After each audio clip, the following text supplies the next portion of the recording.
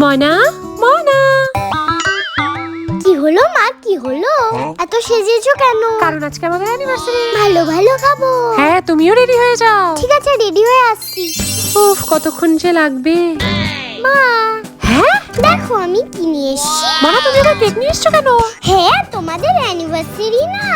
ওরে বাবা, কেক কাটতে হবে তো। আমার সোনা বেবি। দেখো, এটা তুমি, এটা পাপা। থ্যাংক ইউ মনা।